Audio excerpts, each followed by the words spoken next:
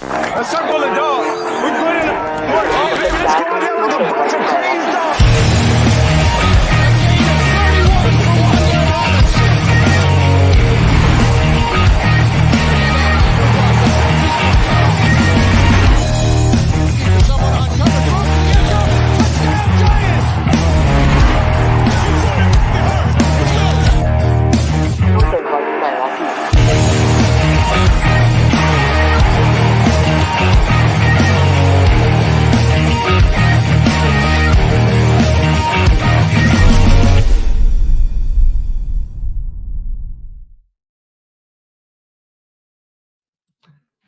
Woo! What's happening, people? Welcome to another episode of Giants Rush, where we talk Giants football 52 weeks of the year.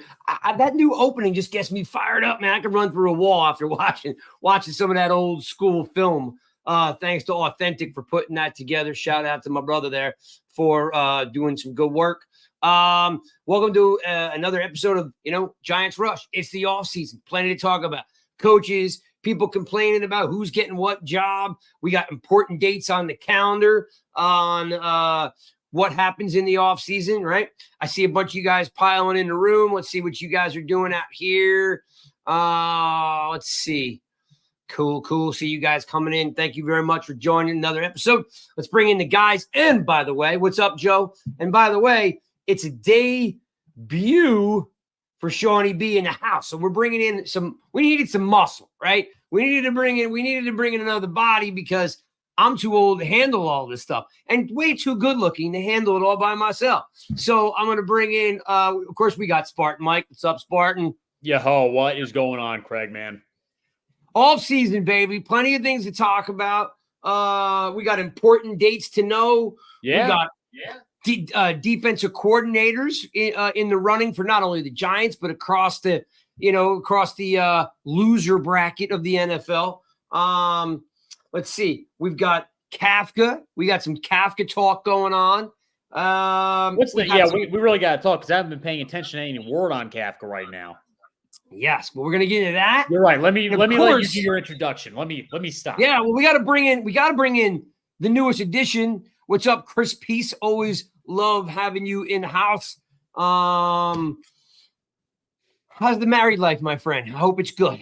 Let's bring in Shawny B, otherwise known to you, other universe people as Joker. We're hoping we get a normal personality today. We need to talk some Giants football. There he is, Shawny B. What's up, baby? Hey, what's going on, guys? What's going on, Sean? Welcome to the squad, man. Thank you. We're excited to have you. You got a college football background. You've been in recruiting. Listen, you've been on our draft show. You interact with us all the time. So bringing you on felt kind of like family, right? It's just like now we just get to see your mug, on a regular basis to talk Giants football. So welcome, pound it out. We welcome you to the crew. So thanks for entertaining, hanging out with us. I'm excited, man. Thanks for having me part of the family. It's something I've been wanting to do, so I'm excited about being here, man. I'm gonna bring a lot of energy for sure. Yeah, baby, we love that because people get tired of my energy. They get tired of hearing me, so we got to bring in somebody else. All right, Spartan, I'm gonna read off here, gentlemen, something that I thought you guys would enjoy. On this date, let's call it this section on this date. January 22nd of 2012, today, the Giants beat the 49ers, in the NFC Championship game, 20-17. Eli got the snot kicked out of him. Got sacked 6 times. I think he got hit over 20-something odd times. Oh, he got sacked 8 times. Wow, okay. Could have been, depending on what source you use. If you use ESPN, their numbers are always out of whack, right? His face was in the dirt. It doesn't matter how many times he got sacked. Yeah. He was in the dirt, literally. That clump of dirt when he stood up. Awesome. But the stats to back it up, 32 for 58. They threw the ball 58 times for 316 yards, 2 touchdowns, no interceptions. Pretty damn cool today, on this date. Something to think about. Some of you younger folks that hang out with us don't even know how to enjoy that. All right. 2012. Okay. Like they were good. They were good teams. They didn't always rank at the top in offense or defense, but man, they got it done when necessary, and as much as you could say, listen, for all you folks who don't know, there were plenty of people that hated Eli Manning. It was a love-hate relationship. He could be spectacular. All these comebacks, he was a great fourth quarter quarterback. He was a great playoff quarterback. Let's say it. I mean, he dragged that team really at a lot of points during that season. If you look at the numbers that year, that was one of the best quarterback performances ever. Not just anything else. I mean, he was unbelievable. Yeah, fourth quarter comebacks too, I believe. Year, right? Yeah. Yeah. Yep. And I wasn't trying to knock the defense because they did come together at critical times, but they had a lot of games that year where it was a 9-7 Super Bowl run. They had a lot of games where it was kind of similar to this past year where the defense looked absent at times. Yep. Yeah, and it's just nice to know, and it's nice to know that again, 32 for 58. Right? That's a lot. Like that's basically saying we can't get it done on the ground. And they had Bradshaw, right? They had a good running game, but to be able to win that game, they needed to throw the ball 58 times. So it's just, it's just something to remember. It happened, today, and we haven't been that good since. No, Craig, I want you to remember something. This is something about that game plan. I'm all amazed thinking back because when I think of good defenses, generally they'll run instead of pass. But I do recall it was the 49ers that year went until late December without giving up a running touchdown the entire year. And that 49ers team was unbelievably good. They were dominant and were a complete turnaround of whatever they were the year before. 49ers in the 2000s were not a very good football team. Then Harbaugh comes along and in 1 year makes them a force. And they had a lot of formidable defensive players on that team. I still feel like the 49ers may have slightly outplayed the Giants that day, but I mean, it special teams, a third of the game. That's almost twice.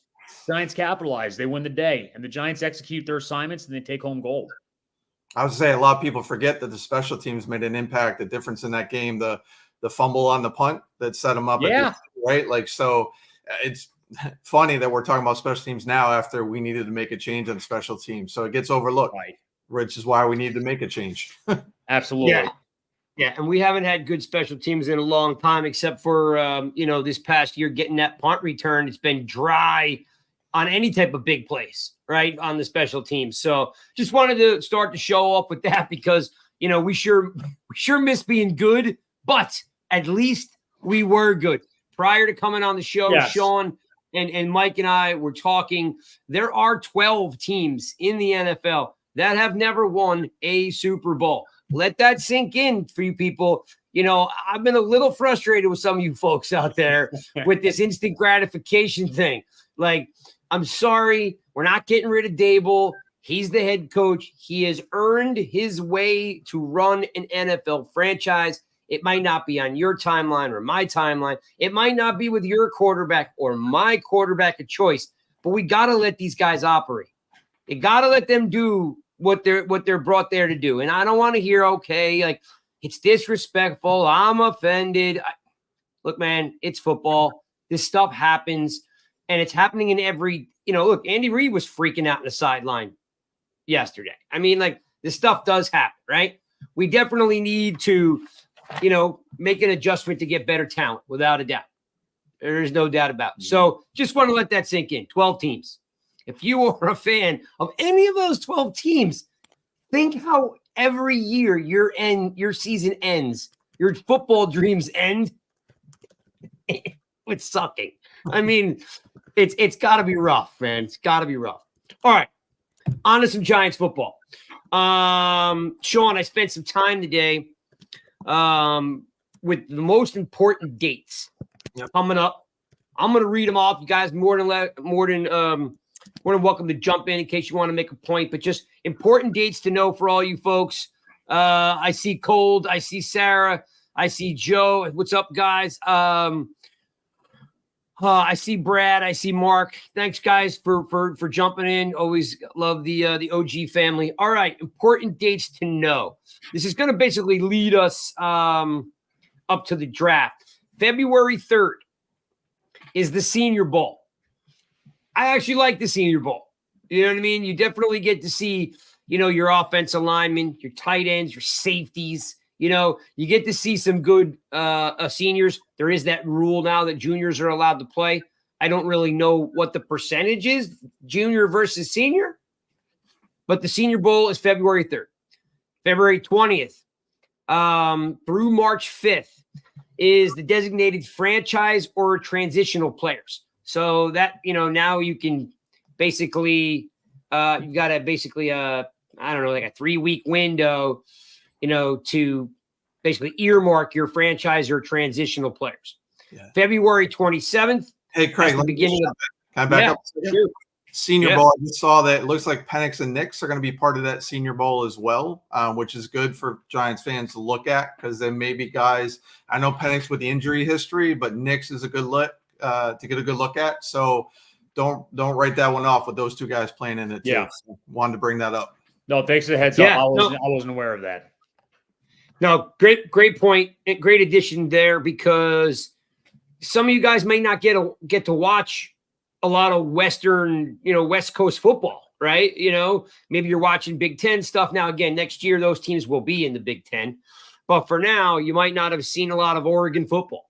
You might not have seen a lot of Washington football. This will give you a chance to actually see a live game, right? Now, again, Senior Bowl, these guys may get, maybe a shift or two, right? Maybe you get like a series 2, right, for these quarterbacks, but it's worth checking them out. February 27th, your combine. We all love the combine. See how these guys look in shorts and t-shirts, right? But the medical is important for the combine with a guy like Penix, right? They're going to be poking and prodding him, Spartan, to see basically how healthy this guy is. It's going to look like an alien abduction site with how many people are going to be evaluating his ankles. Because, literally, if ankles, his ACLs, because, his likelihood of a recurring injury is going to be the difference between him going in the top, arguably 15 and sliding deep into the draft, right? Because, at that point, no one's going to really take a risk on him other than a team that has a late first-round pick. I can imagine one of those, having him sit for a couple of years. But even then, he's 24, 25. It's easier to do that with a 21, 22-year-old. Hands down.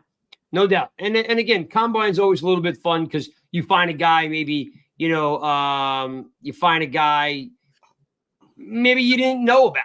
And you're like, man, this cat looks good. So it's, again, there's shorts and t-shirts. But so that starts on the 27th. March 11th through the 13th.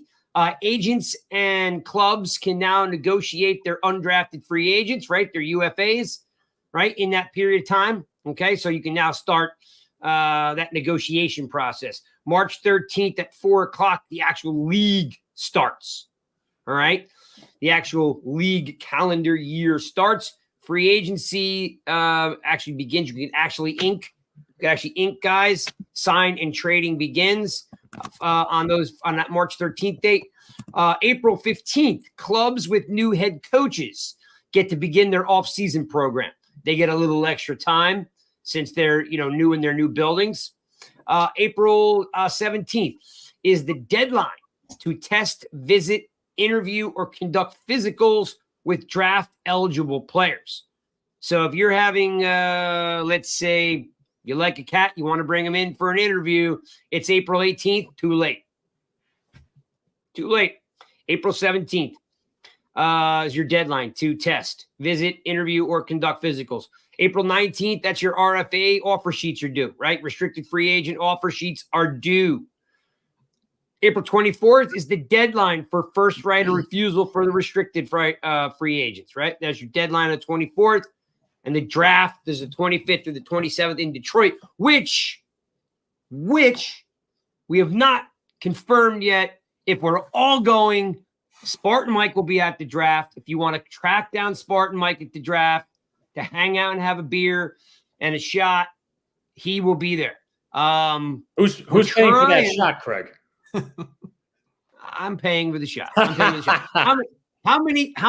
Now, let's cap it around 10. If 10 people track you down and they want to do shots, I will Venmo you some money for shots. All right, sounds All right. good. Just send me a Visa $25 gift card in advance, and then once I run out, I'll take the tab over from there.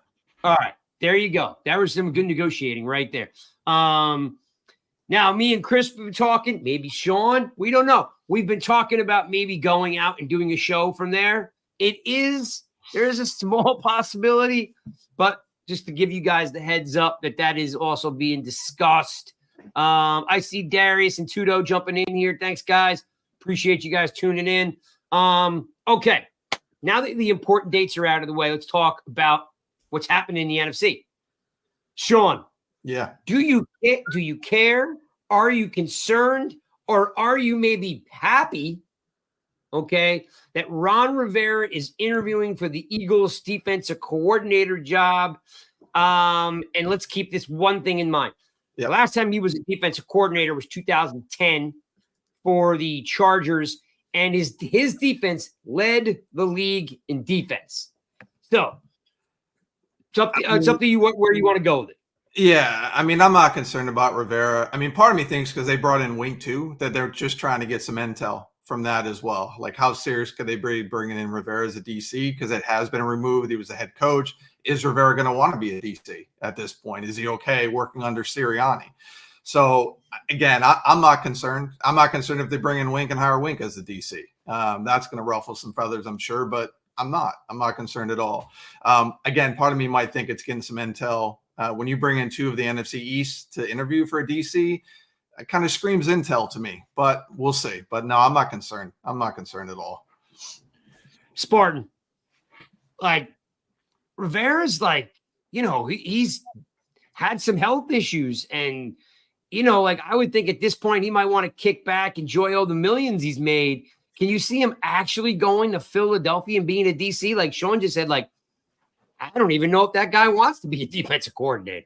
I'm a little surprised. He's 62 years old. I figured, finishing as a coordinator would be a bit of a downgrade for somebody who, spent 10 years or really 12 years being a head coach of a football team. But, maybe he wants to go out on top in terms of feeling accomplished and being a defensive coordinator, which he was terrific at. And you brought up the Chargers. He was also the Bears defensive coordinator in the mid-2000s when they went to the Super Bowl. And then I forget what happened as to why he ended up on the Chargers, because he didn't become a head coach first, then go to the Chargers. He went to the Chargers to be their defense coordinator. Like you said, very good. I think he just runs kind of a classical defense, kind of similar to what Spags did, where you're not seeing crazy blitzes, you're not seeing this or that, or random guys dropping into coverage, blitzing off the edge. So nothing really fancy, but just more of like every spot on the defensive side of the ball is covered. Like there's some level of protection there to ensure that nothing happens. Almost. That's kind of what you can expect from Rivera. So I think there's some legitimacy to the interviews on the Eagles side. And quite honestly, Craig, I wouldn't mind if the Giants wanted to interview him. Okay. So you don't want a young stud DC. You just want a guy that's got maybe a winning track record. Yeah, I really prefer somebody with a track record of experience right now for defensive coordinator, because the rest of the coaching staff is pretty young right now, especially on the offensive side of the ball. So just a little bit of steadiness there and provenness, because the last thing I want is to watch the defense possibly regress. And we can talk about Wink's performance all we want, but they were the reason we were in a lot of those games. Again, like we talked about earlier with the Giants defense in 2011. I mean, there were some games. I mean, they took off. When they took off, I don't think they showed up for the Dallas games, right? But I want to make sure that we have a strong, steady defense. I'm not very in the mood to facilitate somebody who hasn't been defense coordinator yet and is coming from being perhaps like a linebackers coach or something. Because even think about it, Spags in 2007, that even took time. He got great by the end of the year. But we who do we have on the show? Kuika Mitchell. And he talked about that. He's like, it's a slow start because when you have a new defense coordinator, you got to find your rhythm. Now, in the long run, listen, if it works out, fine. But that's why I prefer Rivera. That's all. I'm going to throw a name. Oh, sorry, Craig. Well, let me just throw this on the screen real quick, Shawny, and then I'll kick it back to you. So NYBS says it's a base 4-3. So let's just say, I don't know, and NY, we need to give him a better nickname.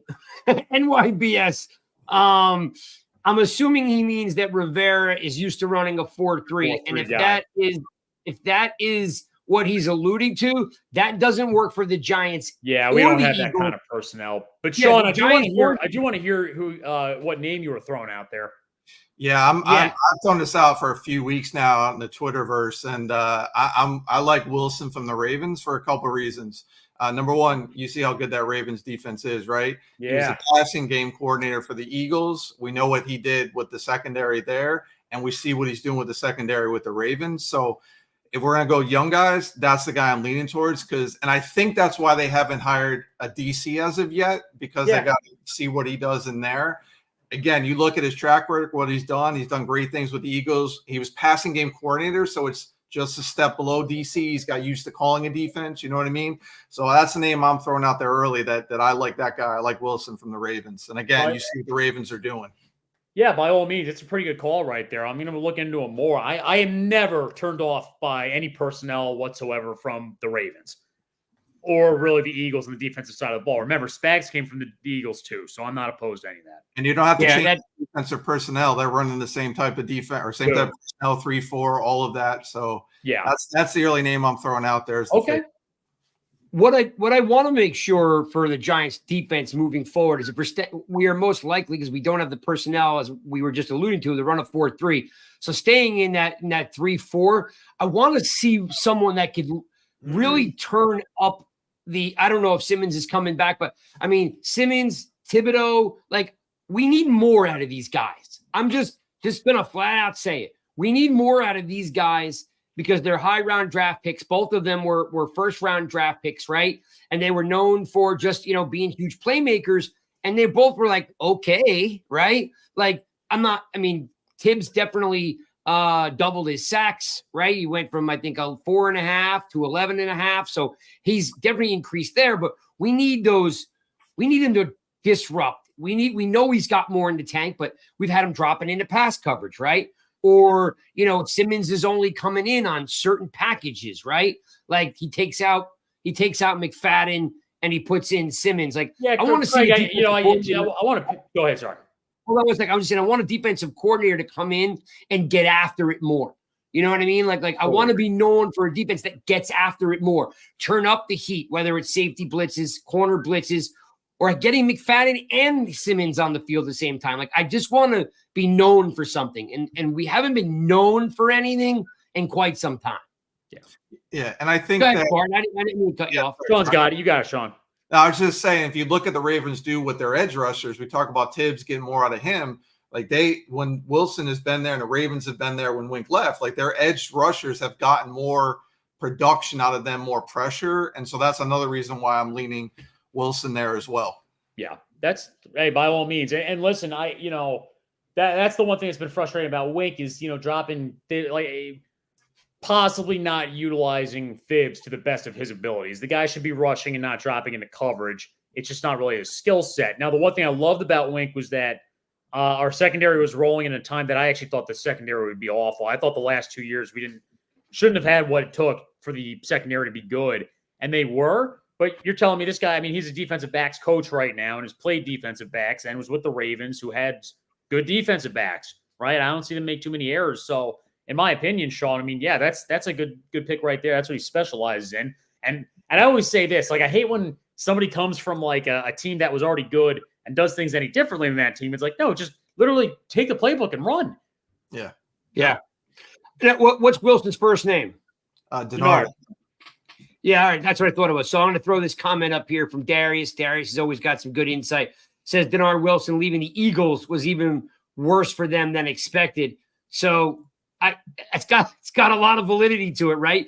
That team has definitely changed year in and year out by losing some personnel. Yeah.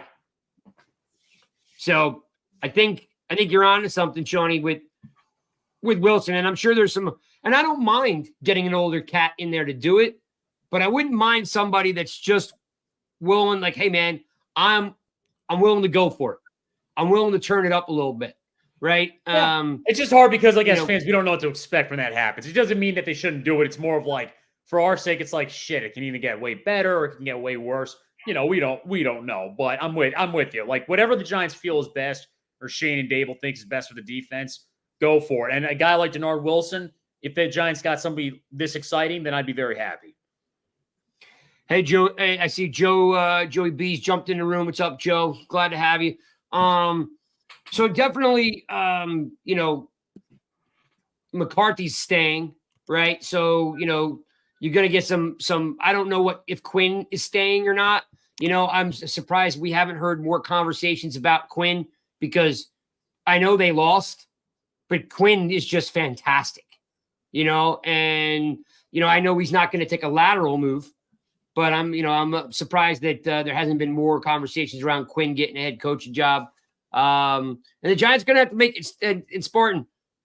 You made a comment today, a post today about not making the playoffs in 2024. Hoping you might be able to. Well, what makes you think that? Just purely because you're talking about either Jones playing or a new QB just working out the kinks? There's a lot of question marks in the air right now. I mean, first of all, as to what the quarterback situation is even going to look like. I mean, Jones got us to the playoffs, so I'm certainly not saying it's out of the question there. But we have a couple mystery boxes with Saquon coming back, who was super helpful with our offense getting there in the first place in 2022. And then that aside, we still have problems at receiver. And then again with the defense, I mean, if it plays to at least the degree that it did in 2022, they can make playoffs. But we're going to have a different defense coordinator now, and it's either going to get better or it's going to get worse. So we only have 240 characters to work with on Twitter. It's really hard to gauge somebody's tone, and for everybody to understand, I wouldn't expect them to make the playoffs next year with all these question marks. But what I totally disagree with is anyone commenting saying, oh, yeah, man, we're not – I mean, this is a total rebuild. We're not going to be able to get there for at least another few years. That's not true either because the Giants do have a good amount of young talent around. This isn't 2017 to 2021 where it was like completely washed of those players.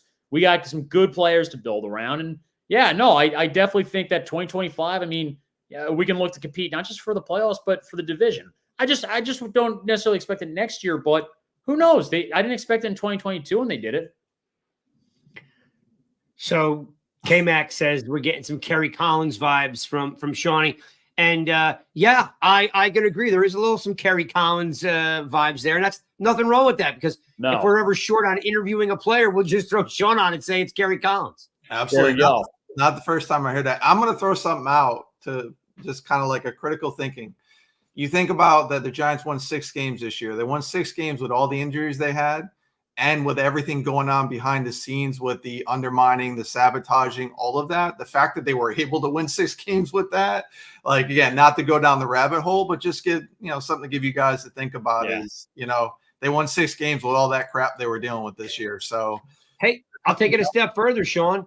We could have won the Buffalo game and the Jets game. You're looking at an 8-win season with everything going, to crap.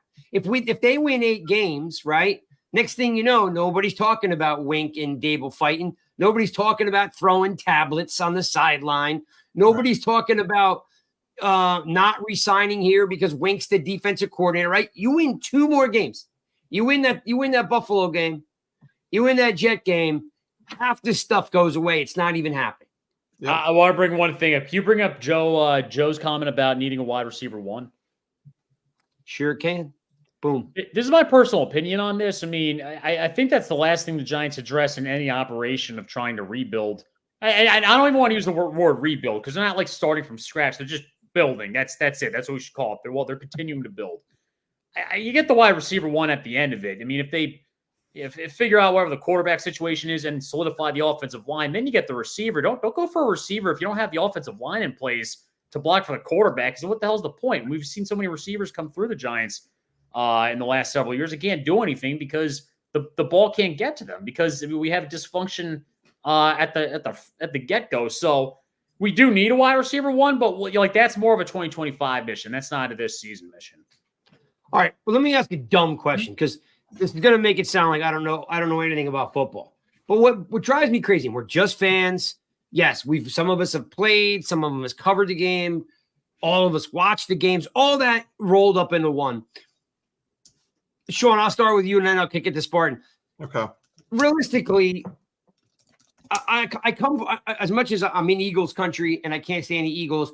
One thing I love about Howie Roseman is he gets done what they need to get done at all consequences.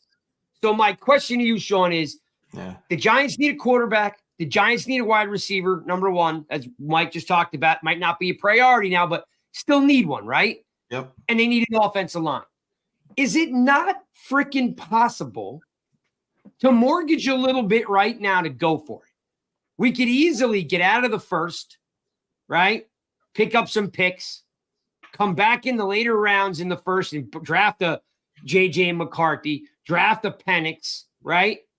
We have 2 second-round picks. In the second round, we could probably grab an offensive guard or tackle that's there, right? Or a wide receiver, right? Like, Sean, why can we not? And maybe this will be the year number 3 for drafting anyway. Third draft for Shane, right? Can't we just go for it, Sean? Like, I feel like anytime Roseman's ready to go, how often do all of us go like this? Oh my God, how did Howie Roseman do that again? Yeah. Are we in a position to do that? Can we not do that? No, I think we can do it. We got that extra second round pick. We can move up in the first round to go get the quarterback that they want earlier if it's there, because the guys they want may be gone. I'd say this. You look at what St. Louis did, not St. Louis, sorry, the Rams now out in LA. And they haven't had a first round pick in 6 years. They go get the guys, they do what they got to do. So picks in my mind sometimes are overvalued. If you go get your guy and you give up those picks, you got the players, you got maneuverability, you got different things that can happen.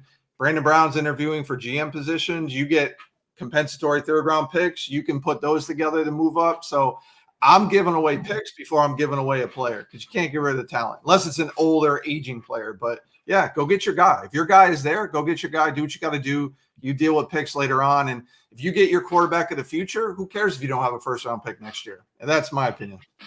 I'm going to throw Peace's comment up on here because I love it. He says, Howie Roseman is a maniacal, evil genius and is probably the earthly manifestation of Satan himself. I mean that in a nice way. I know, Peace. I know what you're talking about. And they have kicked our butts for a decade because they just do what they need to get done. Up. We have recency. Doesn't matter. We hold the pen right now. We beat them in the most recent game. It's fine. We'll take it. Yes. We have it for like 9 months, and we will most certainly lose to them at home next year. We'll take it. But Spartan. Yeah.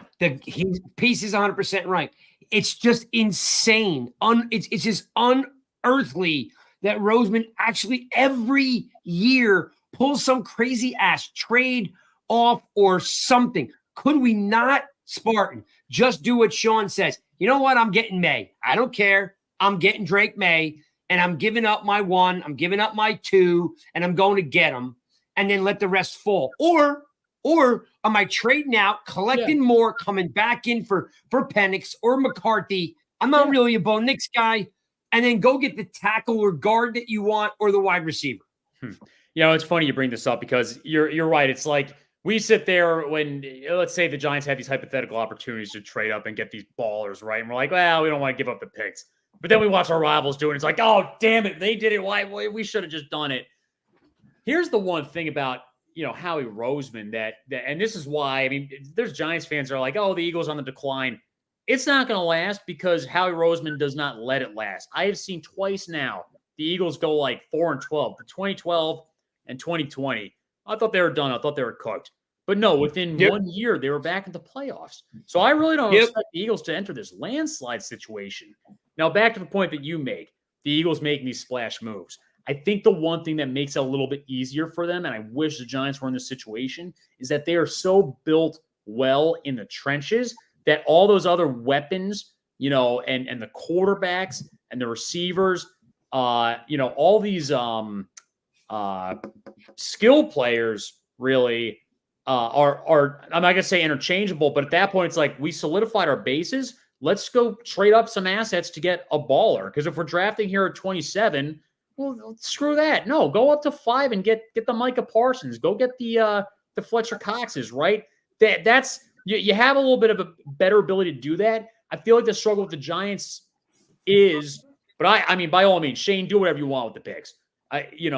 The concern I have is like we don't really have solidity in the trenches. So then trading up for like a wide receiver, like an elite wide receiver one, it doesn't sound as attractive because I want these bases solidified. But again, by all means, figure it out. If you can figure out a way to solidify the bases and get these guys, go for it. Yeah, like I want to come out of here feeling like I'm going to pronounce his name wrong, but I want to come out of here with a quarterback, or I want to come out of this draft with what's Leatu. Is that how I say it from UCLA? Like the kid is a phenom pass rusher. Washington said he was done. He was never going to play again, right? So I'm just like, I want to do whatever it takes to get a receiver, a pass rusher, right, a quarterback. Like I don't want any. Well, we got a bunch of B-level players. Like I'm with you. Don't get the. That was so many of like the even like the good Accorsi and Reese days. I mean, that was a lot of our first round picks, right? Like we get kind of like solid B-level players, but I'm with you. Like get a guy that's a beast. If you have to trade up next year's pick, screw it, go for it. Because let's face it, what did the Giants ever do with their first round picks anyway? Yeah. So. All right, moving on, just tying a bow on that. Just wanted to say, like, hey, I'm all for it. We're always pining away for picks. F that. They don't work out anyway. They botch our special teams plays for the next 3 years. It's all those bastards ever do. All right. Yep. Like that's why I took all that heat on Wan'Dale Robinson because I thought he would have been there in the third round. Yeah, you took a lot of heat on that.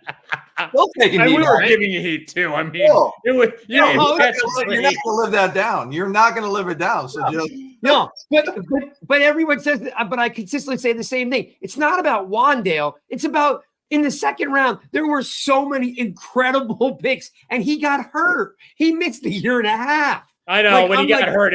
I know you're like you didn't want him hurt, but you're like, I told you, damn it, I told all you. Yeah. No. Again, you guys, we could all have fun painting me in that light, but like, I don't want to see anybody get hurt. I know you weren't actually like that, but you did. Especially a guy wearing Giants, because I know the kid can play for sure. But I just thought in the second round, like, I want two ballers. It was the third round, Craig. All right. So yes, we have it's no hatred on Wan'Dale. You guys are killing me. But I am really excited to see him bounce back. And listen, the guy came right. Guy did like 10 months on an ACL and came back. And he's going to be better next year because these guys take 2 full years to get 100%. Next year is going to be the year you're really going to see, Wan'Dale actually, get that 800, 900 yards receiving. But you know what I mean? I mean, exactly what you're talking about. I mean, he's a wide receiver 2 or 3 at best. You want that equipped, full-bodied wide receiver 1, right? That's what you're talking about. Yep. Well, there you go. You draft him in the first round, come back and get him, right? Whatever it is, it's got to be ballers. Like, I'm just tired of hanging on to picks for like that B player. I want ballers because we don't have any. Can we draft the Hall of Famer? What was the last time we drafted one? Was it Eli? Like Eli would be the last one. Oof. I mean, like, okay, Hakeem Nicks didn't get hurt. Hakeem Nicks becomes the best receiver in history. Yeah.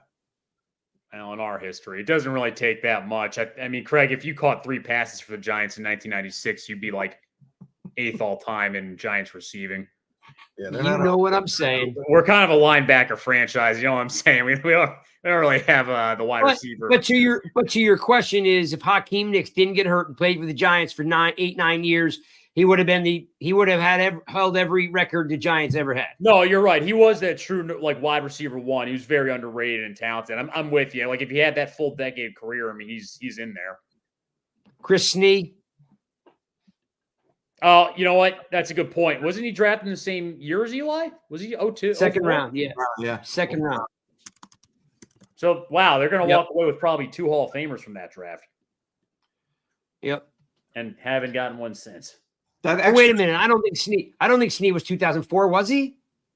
No. He was the year after, 5?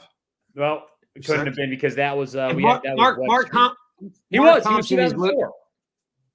Okay. You sure? You look it up? Guys, have confidence in yourselves. You were correct the first time. Yeah. Well, Snee, Eli, You know, I mean, that's all I could think of. I mean, realistically, Been 2 decades. You just wish you had like one pinched in there. Just yep. All right, let's pinch keep of moving Hall of on. Famer.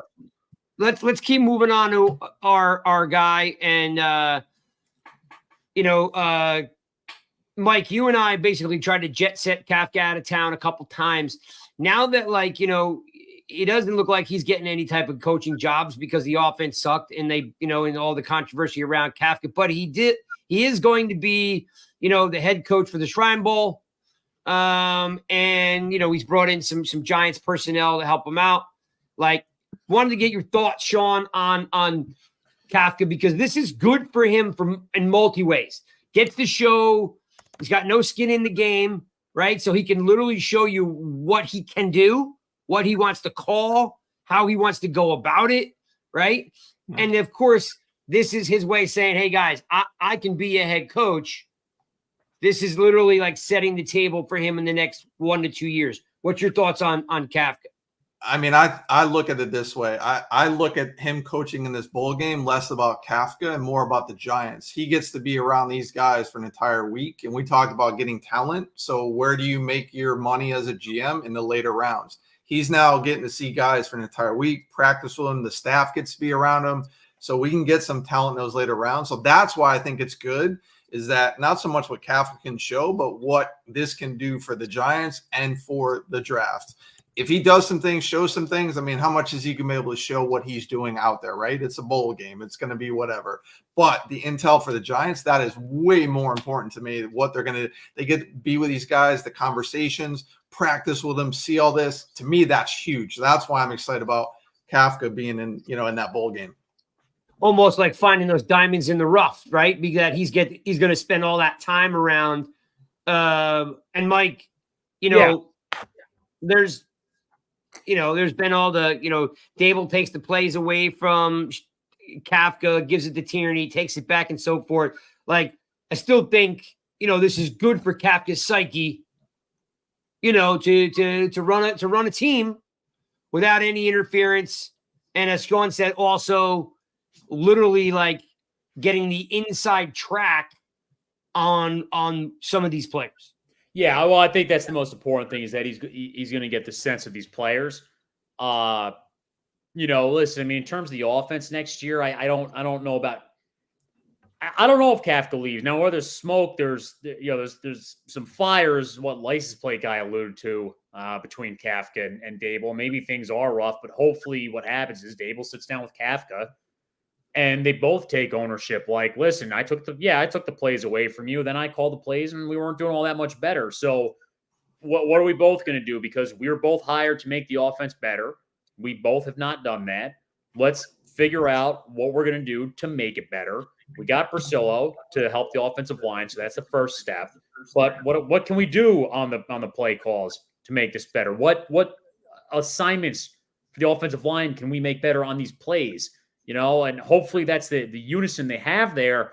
And that Sean's right, is that this is 100% utilized so that he can evaluate the mid to late round players.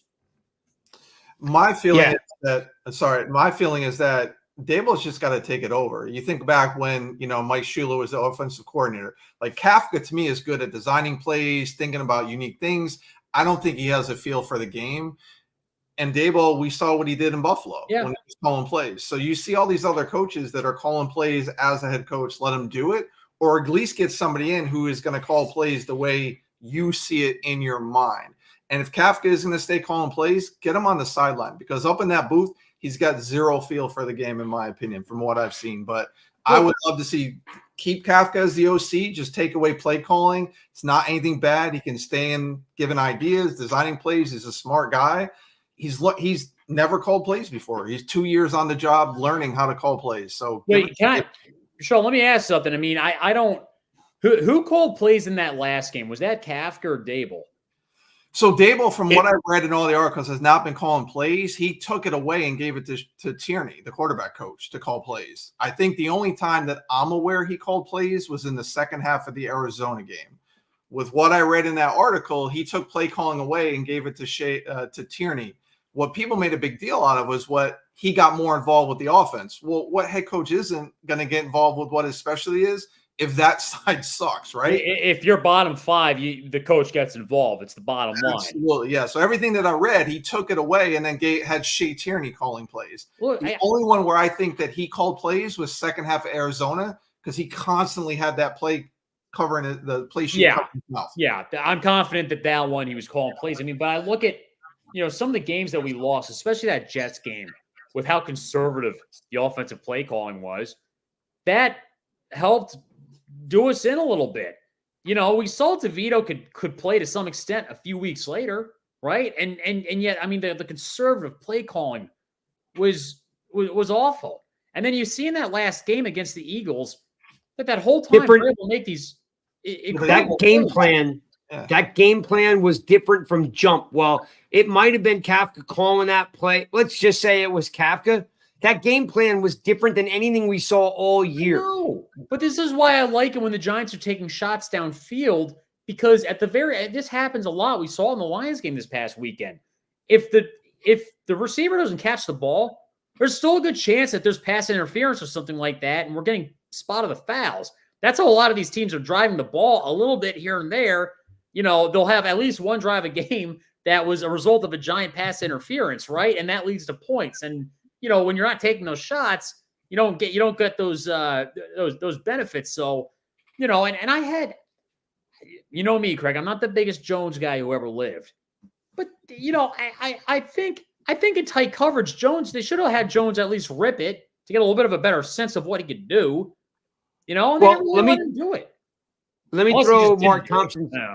Let me throw Mark Thompson's comment on here because this is what I feel. Also, I'm agreeing that Dable called the plays in other games other than Arizona. The keyword is at select times. I think sometimes during the game he overrides Tierney with Tierney's bull crap. You know what I mean? And he steps in and he's like, "No, we need to go for it on fourth down.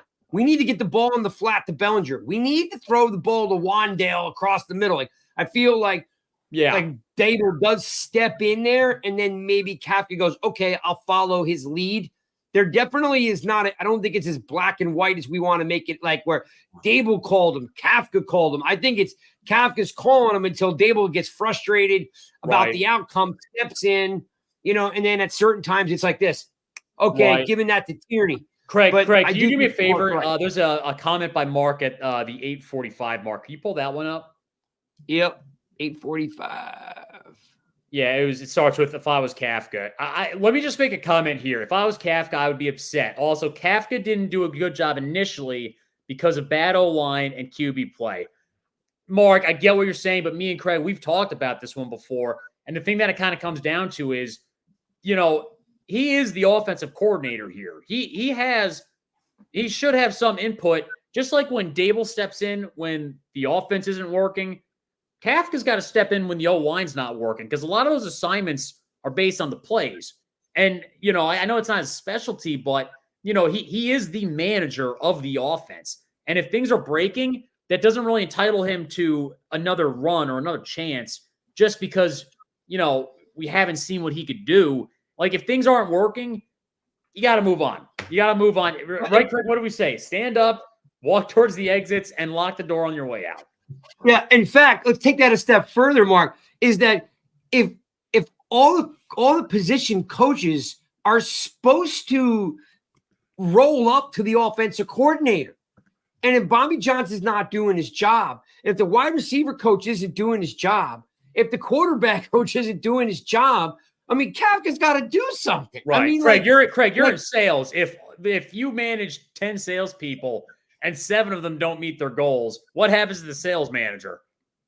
Stand up, make your way to the doors, and please lock them on your way out. Yeah. It comes to that point, and you can handle it different ways, right? And Kafka be like the whole be upset. Like, dude, your division sucks. What are you doing about it? And if you can't get through, listen, Mike, you nailed it. If Kafka can't get the offense going, he can go to Dable and go, "I need help lighting fire under these guys because they're not getting it done for me." But Kafka's just literally his only job seems to be call plays on Sunday. There's no offensive coordinator in the coordinator. I mean, he needs to stand up and be like, this is how we're going to attack it. And Bobby Johnson and Sullivan and not Sullivan, Tierney, if you guys can't do it, stand up, walk towards the exits, and lock the door on your way. Yeah. So Kafka's got to have some kind of, what's the word I'm looking for? Accountability? God forbid. I mean, like, so when he's upset, your manager yelled at you. Boo hoo. I was like, come on. Sean, go ahead. Sorry. No, it's my bad. He's just got to have some cojones and step up and do something. Like, he can't be passive. You know, he's a brilliant mind, but he's not an aggressive. He's a passive coach, right? You know, so he's got to step it up. That's what. And the shame of it is, Sean. I mean, early in 2022, he was very conservative early on. We were barely getting out of games. We would make adjustments at halftime. And that's what he was good at. And then we'd get back in and have these late minute wins and all this. But, you know, later in the season, they started balling out, like against Minnesota and Indianapolis. I don't want to hear anything about their defense because that's what you're supposed to do against crappy defenses. You ball out. They went out there. They executed. And then he came into 2023 conservative again. And I'm like, there you go. That's a loser coach. That's where he lost me. Yeah. No, you nail that, man. You nail that because you're supposed to capitalize on what you ended the last year on. You should be coming back like this. Hey, we got that thing in the second gear. We're going to fourth gear. Let's go. Instead, the dude dropped into neutral. Yeah. I mean, like, it was like we started 2023 off like losing 40-0. Right. And if you look at other teams, like they're dealing with shitty line play, they're dealing with this, that, and they scheme around that. Like, where did you see any time this season where Kafka or anybody schemed around the deficiencies? Like, you can do an offense with crap. Like, you really can. I know they were terrible line, historically bad, and I think the new coach is going to make a difference. But you didn't see anything. Like, how many times did they run the bootleg and left the guy blocked? And they're like, you got to scheme up better, or then they'll keep a lineman in the backfield and not enough receivers. Like an inside run to Saquon on 2nd and 12, and now it's 3rd and 14. Yeah. Oh, jeez. Screen the lack of what used to kill me, Sean, was if our line sucked that bad, which it did, then let them come in and throw a center screen. I mean, the whole point is you let them come in and you dump it right over their head to Saquon, and he goes. We can't run a screen. We're only allowed to run a screen on the outside. We never run a screen in the middle. We never run. We can't execute a screen because Saquon's very good at running when he gets the outside and he gets that lane, or the second level doesn't get him. But every time they did a screen pass to Saquon, it was like he always did one of these things before he caught it. It's like, oh, Jesus, just catch it. Yeah. And how many do you see where, like, when you look at other teams, how many times do they run shifts and motion and exotic shifts and exotic motion? What do? We run a damn receiver in that little sprint motion just to see if they're like, I mean, defenses can know what's coming. Like, there was no creativity at all watching these games. And again, you watch other teams, you're seeing what they're doing. So it's not like, oh, they don't have the talent, they can't do this. You can do it. Like, shift 3 guys at the same time, like from one side to the other. Like, run a better motion than just that receiver in the backfield for the sprint route out. Like, it's crazy. Like, do something, right? Sometimes I feel, honestly, I know this is going to sound ridiculous, but sometimes I feel like the Giants, and I guess, again, Kafka, feels like he's the only team that has a film room. We're the only team that has film. I'm like, dude, if you're not creative and do something new, then just pop on the tape and watch what you do. Like, they're going to figure it out. Come up with something new. And then what do you get? The same play. Here comes the draw. Oh, that didn't work. Look at that. Ben Bredesen, clear black. We're old enough to remember how many times have you heard this saying, the NFL is a copycat league? What have the Giants done to copycat anybody else in plays you've seen from week to week? Nothing. They're still trying to copy Bill Parcells' offense from the 80s. It's like, guys. The push. That was it. The brotherly shove. That was that one worked out perfectly, didn't it? That was it. Like, look at a Miami offense. Copy something from them. Look at something from the Niners. Look at something from Green Bay. Like, copy somebody else one week that you see works. There was no copycat whatsoever. I mean, just hack their computer system and steal their playbook. Coaches do it all the time. They do it all the time, and the Giants have yet to do it other than the tush push. Maybe there was something else I missed, but that's the only one I've seen that they steal. Didn't we fail on the tush push anyway? Yes, we had like 2 did. injuries. You didn't even do that. So, right? Like, get a better play you can steal that's created the scheme Especially- that's open. Get your Tell weapon. you what, Sean, if they're stealing the plays and it's not working, Kafka, get the hell out of here. This Right? we've done Whoever's everything. stealing the plays, be gone. Bye. Thank you. Don't need Yeah. you. Like, be gone. Like, I would much rather bring somebody in who is on the same page as Daboll, the same mindset. Like, I don't care about, hey, we're going to merge Buffalo and KC together and be this juggernaut offense. No, you got to be on the same page with the offense designed by the head coach. Same thing on the defensive side, right? If you have a defensive head coach, your D coordinator's got to be on the same page as that. So, bye. See ya. Don't get me started. especially like in a tight end, a tight end league with these dynamic tight ends, watching Buffalo throwing a rookie Kincaid, catching everything all over the place, Kittle and Kelsey. Like, I'm like, okay, guess what we got? We got Darren Waller. And what do we do with the guy? We just drag him across the middle. He I'm makes like, a goddamn rap video. That's what he does, Craig. Did you see that? I woke up, it was like 6:30 in the morning. I'm scrolling there on my phone, shirtless, just, I'm like, oh, what's this? Oh, it's Darren Waller. I click on the video and it's him making a music, and like in about 30 seconds, I just kind of like look up. I'm like, yeah, the minute anybody on the Giants tries a music career on the side, it's not going to work. I want Shane to interview every draft prospect and ask them, do you plan on having a musical career on the side? And so help me God, if they so much as play the piano or the cello, I don't want them.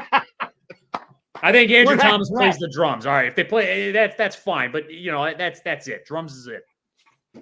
Yeah, man. All right, let's keep rolling through this, guys. Rumors: Cliff Kingsbury, which we all know from the Arizona fame, what his MO is. Right, got a head coaching job, went out and got Kyler Murray. That went nowhere, got him fired.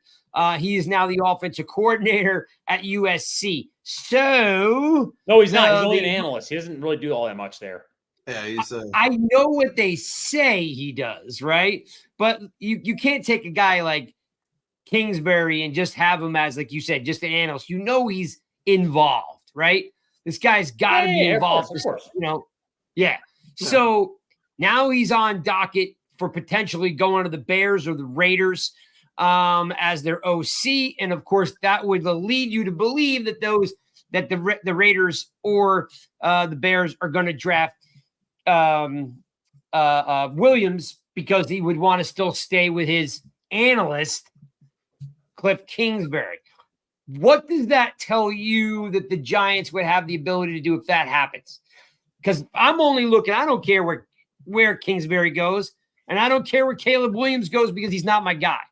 So I'm more of the Penix, May, McCarthy kind of a Daniels guy. So if that happens, gentlemen, start with you, Sean. If that happens, Kingsbury gets hired at the Raiders or Williams, what does that mean for the Giants? Yeah, well, here's the latest thing. Bears just interviewed Shane Waldron, and it looks like they're probably going to bring him on. So I think Bears are trying to get some intel, maybe a smoke screen, looking like they were interested in Caleb to try to bring in a haul by trading out. But what that means to the Giants if he goes to the Raiders, Raiders may trade up, but I think that the Giants can still get their guy. No matter what, if Kingsbury goes anywhere, the Giants can still get their guy, but they might have to trade up to get who they want. They might have to, if they think Caleb's the guy, I don't know. I like Daniels. I like any of those other guys that are there. I would not be upset if they got Caleb, but I think right now we all know it's smokescreen season. So people are trying to do things to get an advantage. And I think the Giants will, again, if they think maybe they call the Bears. There's been talks that, Shane's been reach out, giving calls to polls. So maybe they reach up, try to get in that top spot and get the guy they want. I've heard that rumor too. Yeah. K-Mac says the Bears did hire an OC this morning. So I knew they brought him in. I didn't know if he got a contract, if that was official. But if that's official, that definitely changes up some things. And Chris, Chris has got, how about going to the combine no matter how good you are as a requirement? So you got 324 players to combine every year. I don't know if it's physically possible to have 100,000 college players, or 10,000 college players. Like there has to be a prerequisite to get to the NFL combines. What like you couldn't invite everybody. That would be insane. Could they open it up to 500 guys? I mean, now you're stretching the combine into a week, but I guess it could be done, right? I mean, there's a lot of resources that go into the combine. But the NFL is too. I mean, that's a good question. I don't who's fronting the bill. I never even thought about that. Well, I mean, again, not the depending player, on how you look. I'm not stupid. No, but combine is still, it's the NFL combine, and they're selling billions of dollars of advertising in the combine. There's, definitely it's in the budget for the year combine. Like I guess it's part of, it's part of something. It's not like, hey, we're going to add on a party at the end of the year. They've been doing the combine. It's been part of the NFL's expenditure for decades.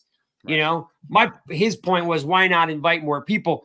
I'm assuming you could, but that's probably costs them $50 million to put the combine on. You know what I mean? Like, so I don't know if he could actually make it bigger or longer. It's a great question though, that probably a lot of people don't really talk about. I'm sure we could do the research on it.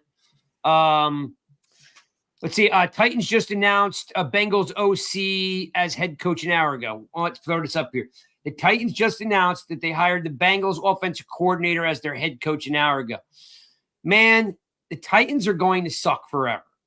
I don't getting Vrabel, I know this isn't a Titans show, but no reason to fire Vrabel. Don't make any sense. And I know Cold and I were talking about this a couple of weeks ago that in the contract, Mayo gets the job in New England, but like the linebacker coach has to follow in Belichick's footsteps. So a lot going on in the NFL right now. Spartan, what's that, Shawny? That's also Titans interviewed Kafka, so there's another elimination for head coach spot for him to go. So now he's getting a second interview with the Seahawks, which is the only other. Kafka is. Kafka, yeah, he's being brought for a second. Him, Quinn, and a couple other guys. So interesting. And we're talking about Dan Quinn, right? Yeah, Dan Quinn. Yeah, I mean, I don't know Quinn. I didn't hear much fanfare about Quinn having too many opportunities, but remember, that's where Quinn comes from. That's where he made the Legion of Boom. Well, who am I hating on, Cole? What do I do now? He says I'm hating on somebody. I don't know who I was hating on. Who? Wandale. No, we're past the Wandale thing. I did think Vrabel was a good coach. So I guess Quinn could possibly go to Seattle. What about Leslie Frazier, Spartan? There's been no talk about Leslie Frazier. We were all kind of excited about Leslie Frazier. Mayo. Yeah, I'm not hating on Mayo. Got nothing to do with Mayo. I feel bad for the guy. He's got to follow Belichick. He was the linebacker coach. I know he was in the contract that he was going to get that job. Just might have been a little too soon. So, wish Mayo a lot of luck there. Talk to me, Spartan, about Leslie Frazier, because there's been no talk about it. And we all kind of assumed that was going to be a no-brainer to bring in Leslie Frazier. Yeah, and he's had, mixed to decent record as a defensive coordinator. I mean, depending on what fan base you ask and on what time he was coaching, I mean, you hear different things about him. I'm not opposed to it. It doesn't completely, he doesn't excite me that much. I know it was a pretty simple evaluation, but I'd actually hand that one to Sean to see if he has better thoughts on that than I do. I just personally don't.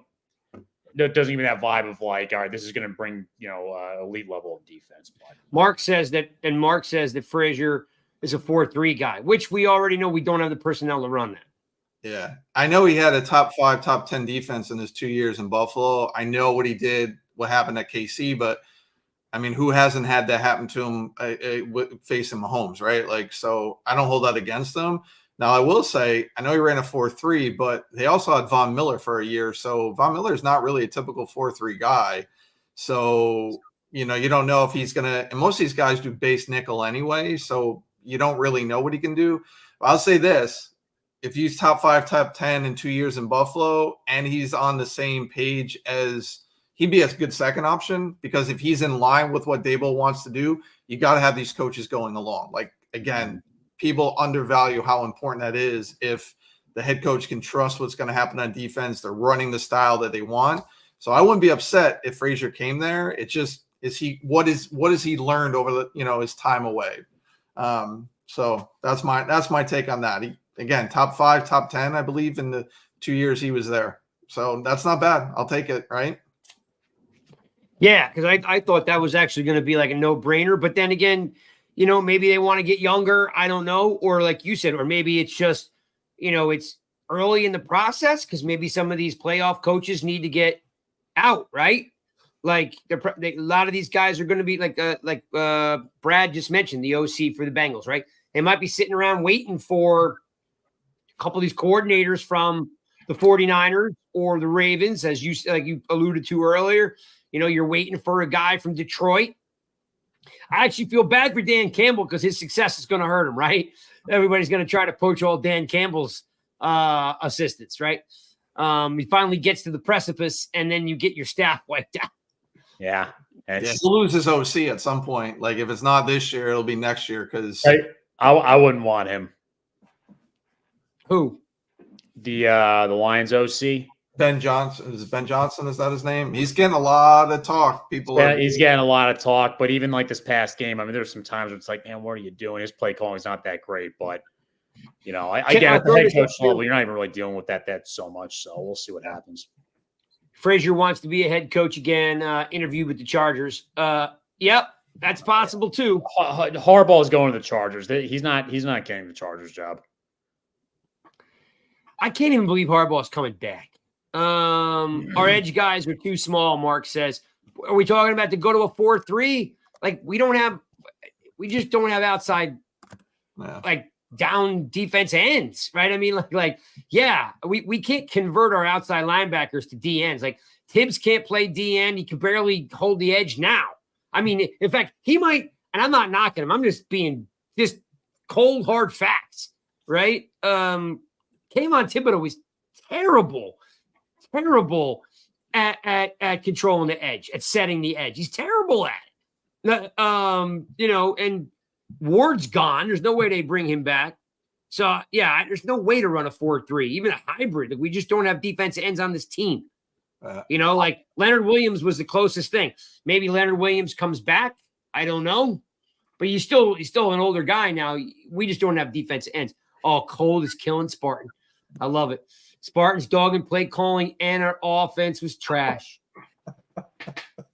Yeah, Cold. Get him, Cold. I'm old school. I love 86 and 90. Oh, true, man. Who's this? Spartan wants Harbaugh gone to leave Big Brother, so little brother has a chance again. Go blue, man. That's rough. Listen, Michigan State walked away with 4 wins out of 9 or whatever, and it's not winning, unfortunately, anymore against Harbaugh. But I mean, Michigan was favored each time, and Spartan still walked away with 4 of them. So trust me, I mean, it was good up until the last 2 years. God damn, Michigan got good. It's all right. He's gone now, Spartan. Back to the Big Ten. Let's go. It's not official right now. The whole team's completely emptying out, though. Yeah. On top, and all those teams are coming for the TV money, right? USC, Oregon, right? Washington, they're all coming for the Big Ten money. So it's even harder to win in the Big Ten now. But the new coach is doing some good things there. He's bringing in some good players. So it's going to be definitely an improved team. Best QB in the transfer portal. All right, we're done with Spartans. Yep. Well, let's wrap this up, guys. Sure. What do you guys want to see happen in the short term? Because we are, 2 weeks away from the Super Bowl. Something's got to give here, right? With these offense coordinator, the defense coordinator, Spartan. What do you want to see happen first, in what order? Man, I don't know. I mean, because the question is, is Kafka going to even be here this offseason? We haven't even explored who would want as like an alternative at offensive coordinator if he's not here. So that makes things particularly challenging with assessing what I want done here. Geez, Craig, that is a fully loaded question to ask, like all encompassing at the end of the show, because I mean, I feel like I'd have to sit here and think for a good amount of time of like the exact moves I'd want the Giants to make. But really what it comes down to is this.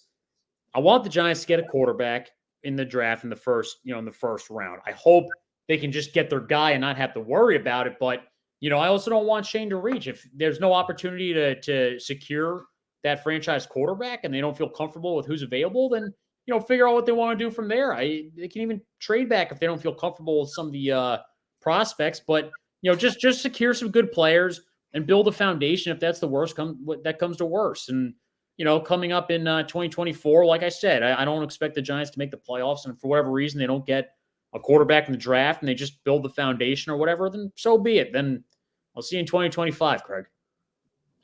Oh man, that was rough. Sean, do you want them to hire a defensive coordinator now, or do you want them to hold on to see if anybody's available, closer to the Super Bowl? Because of course, again, two more teams are going to get popped this weekend. Do you want them to hey, this week nail down a DC and keep moving? Or do you want them to hold on for someone that's going to get popped this weekend?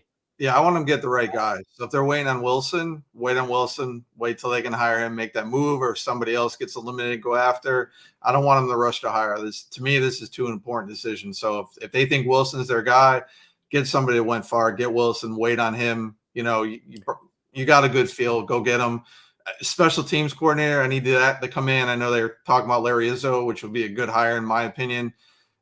Two things I think too that I would want. If you want to go get your guy as we get closer to draft, make the trade. Don't wait for the draft to happen. If there's a guy you're set on, you're hearing things what happened, make the trade, pull it off, get in a spot to be able to get the guy you want.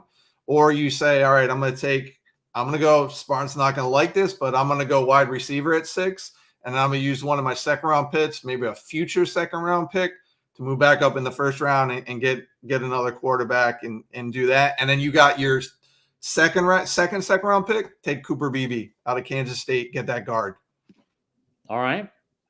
I like the Beebe move. Wide receiver at 6. I feel like we got no one to throw him the ball.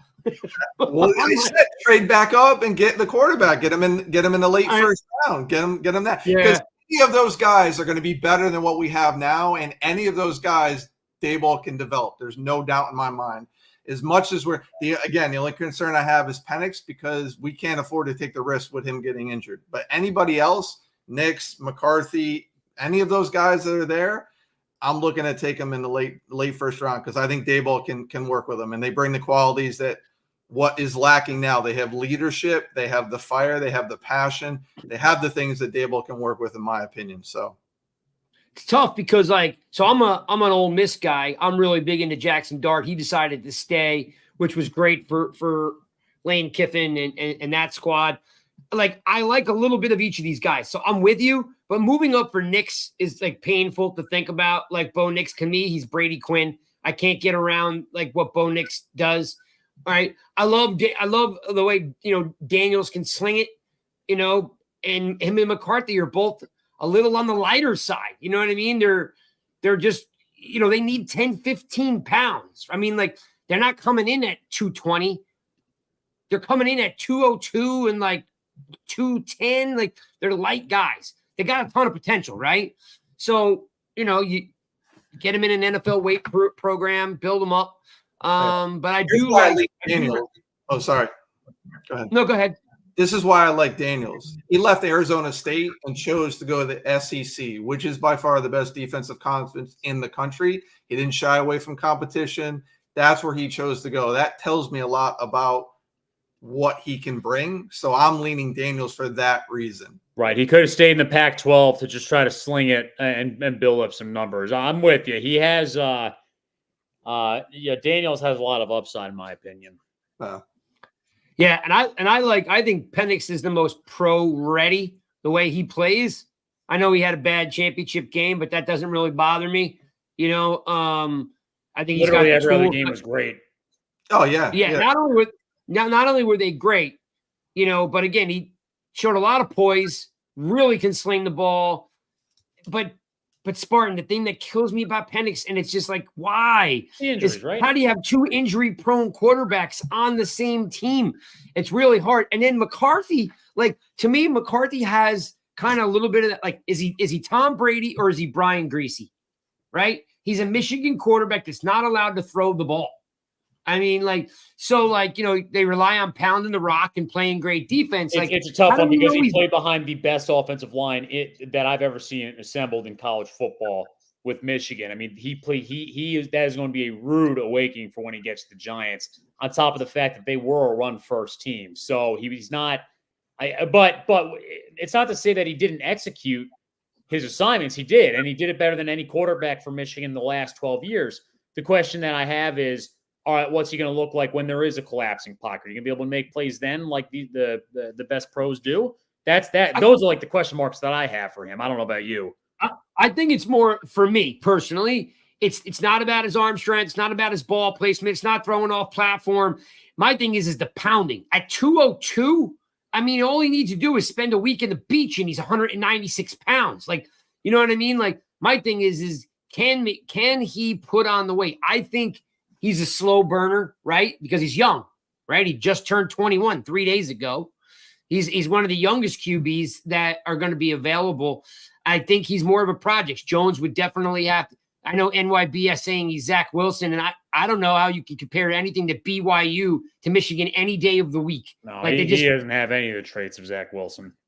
No, exactly. Like, I mean, in fact, like, just in general, like, he's playing against some gnarly teams, Iowa, Ohio State. He's playing against some good teams. I can't sit here and say BYU is even remotely in that league. Why do you think everybody wants to play in the Big Ten? It's where the best competition is migrating to.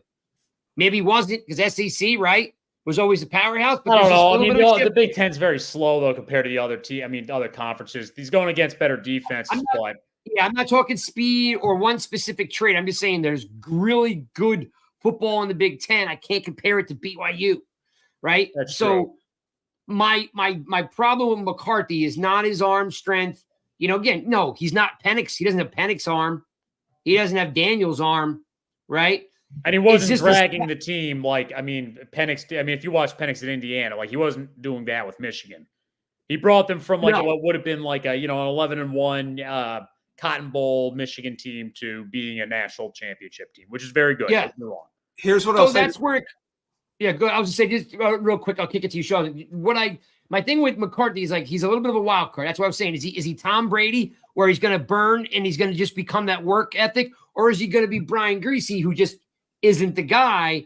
Because, again, I don't know if a 200-pound kid can take the pounding, right? I think he definitely is smart. Remember, I've said this before, and people are not happy with it, but he's 27-1, so he doesn't make mistakes and he doesn't lose games. That's an intangible that, like you said, look, you're even shaking your head on it. You're like, but it's never been, it hasn't been done since the only person in modern day football to do it was what do you call it, from Tampa and the Saints? Winston. Winston. Outside of Winston, it hasn't been done. That winning percentage hasn't been done since the 50s. Like, there has to be something said. I guess my thing here, Craig, is, you do bring up a good point. I always want to see program elevation above all else. The thing is, though, look at a team like Georgia in 2021 and 2022. They won the national title with quarterbacks that really weren't much, and they were 13-0 too. So I do count winning as a factor for the quarterbacks, but 13-0, that's 1 year. It's not really like a runaway for me with McCarthy. No, I hear you, but 13-0 that's 1 year. He did it for 2.5 years. He's 27-1. It hasn't been done in decades. Like, no one had. It hasn't been done since the 50s. The only guy to do it was Winston. Outside of Winston, the winning percentage is him. So, like, there is a quarterback that doesn't lose, doesn't make mistakes, and doesn't cost you a game. But then again, on the other side, he's not very big, and we don't know if he can throw the ball 30 times a game. So, like, he's just a very unique prospect. Somebody may love him and fall in love with him, and he may become Russell Wilson, right? Or he's, Colt says that Brian Greasy wasn't a good analogy. He becomes Brady Quinn. You know what I mean? Like, or something that just like looks the part but can't fulfill it. So it's gonna be really unique what the Giants do. That's why, like, go up and get Daniels if you want him. Go up and get May if you want him. Yeah, I think the bottom line is this. I'm not going to be upset with whoever the Giants take until we're a couple years in and they become bust. Then I'll be pissed off with whatever happens, right? I will let Shane, and we all will. I'm not going to be that guy who's complaining on Twitter the next day and for the next forever about the pick. It's all about, I mean, Shane, get the damn quarterback right, and whoever they get, I'll support. Yeah, 100%. Just real quick on McCarthy again is if you want to have a good idea about what he can do, check out the 2022 game against Ohio State and what he did. That'll give you a good idea because he lit it up. He unleashed. He did some things there. That was a really good defense, and he threw the ball a lot more. So you can get a good idea, in my opinion, from watching that game. Sean, he did. I will say something. This is not. I'm not like trying to be like a stickler or sticking my gun. If you watch that game, people talk about they have no idea what that Ohio State defense was doing that game. They would have they were pretty much running like Engage 8 and like doing like 9 men like on the front line, and there was nobody back there to cover the Michigan receivers, and everybody was talking about that. So you are right. I mean, they had a lot of good talent. They were playing against Ohio State 2 years in a row. He beat them. He threw more in that game. That's what I'm saying. He threw a lot more in that game. He did. It almost seemed like that whole year he threw a little bit more. Like TCU, even though they lost that game, he still had, I mean, an explosive game. Yeah, and somebody just pointed out that not projecting McCarthy NFL, he wouldn't come out if he didn't. There's talk that people projected him in the first round. Like, he wouldn't come out if he didn't get a high grade by NFL evaluators. He would have gone back to college. So the fact he's coming out tells me that he's hearing that people want to take him high. So that's he's going to go in the first round. I have no doubt about it. Yeah, there's people forget there's a lot of conversations being had between agents, right? And coaches and all. I mean, like, this is not something that people just on a whim decide to, stay in college or come out. There's just a lot of evaluation that goes into that process on saying, hey, I'm coming. I'm gonna, be eligible for the draft. It's not something they just wake up and decide to do. There's a lot of planning that goes into it because they've got enough people saying, "Hey, look, you can go or will go in the first round." That's why you went back to Texas. People thought he was going to come out this year, and he went back because he was getting the advice of, you got things to work on before you can come out. Didn't get high grades. So yeah, Greg, you're right. I mean, they get a lot of voices in their ears, and Quinn Ewers is a great point. He went back. He could have came out. They had a great season. They went as far as they did. Yeah. He could have come out, rode that. He's going back. He's going back for a reason. And they make money nowadays too. Like, that's the other thing. Like, it used to be no question you have to go pro because the financial, even if you get picked in the 4th round, it's better than staying in college. But now with the NIL, I mean, they could arguably make more money if they're going to get picked in the mid rounds. That's a great point. You read my mind. I'll flip the script again. So Jackson Dart moves out of USC, right? Goes to Ole Miss and lights it up, right? He could have came out this year, right? But Lane Kiffin's like, listen, this is how this is going to work. If you come back, you're automatically going to be on the Heisman Trophy watch list. 2, he doesn't have an NIL. How do I know? Because my son, who got me into Jackson Dart and Ole Miss, we watch Ole Miss. He loves Jackson Dart. I tried to buy him a Jackson Dart jersey for Christmas. Could not buy one. Not from the team store, not from Fanatics, not from anyone, because he doesn't have an NIL deal. You can't, because there's no money tied to the player. He's going back for the money, Spartan. He's going back because he's going to be he's automatically a Heisman Trophy on the watch list. He's the one that beat LSU. Dart beat Daniels, right? So he's got all those intangibles to be a top 5 pick. Instead of being one of the 8 top best quarterbacks to come out, he's going to go in next year and be a top 3 best quarterbacks to come out. So there's a lot of reasons to stay. And McCarthy's like I said, Harbaugh is leaving, right? He probably, and everyone's probably saying, look, you're going to get drafted in the first round. He's got enough good advisement that's going to help him get drafted somewhere. It's going to be a unique offseason. Shawny B, great having you. So excited to get you fired up on all the good stuff that we do. Yeah. So, folks, we're still working on what we're going to do for the draft, but you do know it's always, what we call customer appreciation night. We do put 60 of you guys on over 3 days. I'm assuming there'll be a show tomorrow. I got to talk the truth if Rush Hour is going to be on tomorrow, which they're doing some prospect shows. Spartan, any insight there? I think we are doing a Wednesday show or either tomorrow or Wednesday. I got to discuss Wednesday. The truth. Wednesday, sorry. The last 2 weeks with the holidays, we've been on Tuesdays. Right. So yeah. We should be going live on Wednesday. We're going to talk to free agents. Okay. Free agent talk will be 8 o'clock on Rush Hour with Truth and, I guess, Spartan, or maybe Chris might be jumping in. Sean, you are more than welcome to jump in on Wednesday. To christen you even further.